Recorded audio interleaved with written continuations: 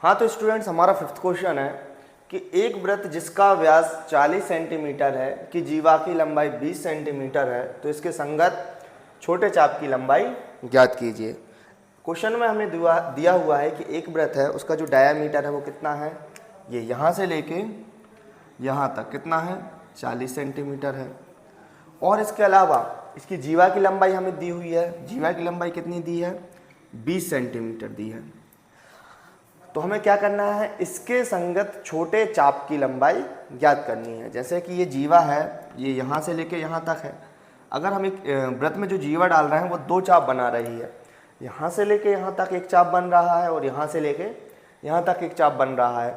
जो यहाँ से यहाँ तक चाप बन रहा है हमें दिख भी रहा है स्पष्ट रूप से कि ये कौन सा है, बड़ा है, तो इसको हम क्या बोलेंगे, बड़ा चाप। और यहाँ से लेके यहाँ तक ये क्या बन रहा है, छोटा चाप बन रहा है।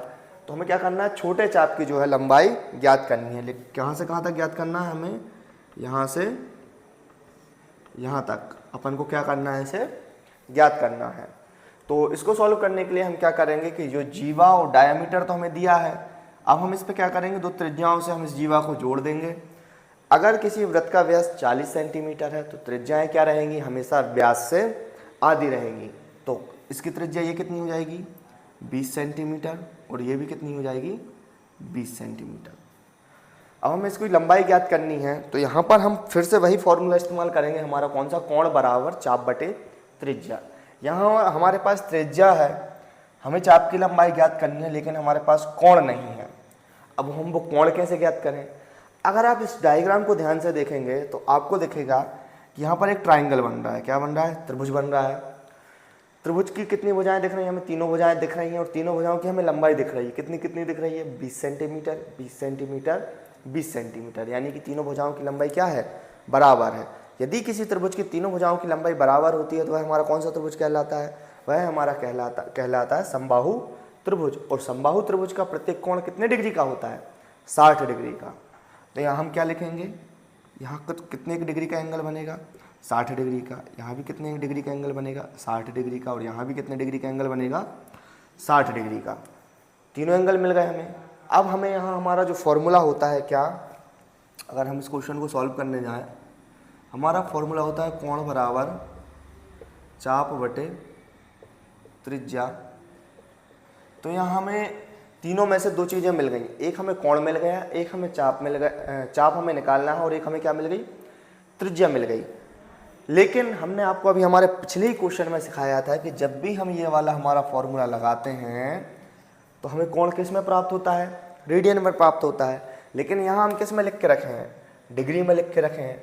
तो इसको हम सबसे पहले क्या करेंगे, जो हमारा कोण है वो कितने का है, 60 डिग्री का है, तो इसको हम सबसे पहले रेडियन में चेंज करेंगे। और रेडियन में चेंज करने के लिए पाई बाई 180 से गुणा करेंगे। 0 से 0 गया, 6 से काटेंगे तो 6 तिया 18। कोण का मान कितना मिला हमें, हमारा पाई बटे 3। तो हम कोण का मान उठा के यहाँ रख देंगे, पाई बटे 3 बराबर, चाप को हमने क्या मान लिया था, x मान लिया था। और त्रिज्या हमारी कितनी है, 20 सेंटीमीटर। तो यहाँ लिख दें हम क्या, 20। इसको हम सॉल्व करेंगे तो इसका क्रॉस मल्टीप्लिकेशन कर देते हैं, ये कहाँ जाएगा, यहाँ जाएगा। तो ये हो जाएगा कितना, 20 गुणित पाई बाई 3 बराबर x, या x बराबर 20 पाई बटे 3। x क्या है, x को हमने क्या माना था, x माना था हमने क्या, चाप। और इसका आंसर किस में आएगा हमारा, सेंटीमीटर में, क्योंकि हमें क्या निकालनी थी, लंबाई निकालनी है चाप की। हम यदि हम लंबाई निकाल रहे हैं तो वो किस में आएगा, एक यूनिट में आएगा। और यहाँ पर यूनिट जो है हमारे क्वेश्चन में कौन सी दी है, सेंटीमीटर में दी है। तो यहाँ हम लिख देंगे, अतः दिए हुए छोटे चाप की लंबाई 20 पाई बटे 3 सेंटीमीटर है। ये हमारा क्या आ गया, फाइनल आंसर आ गया।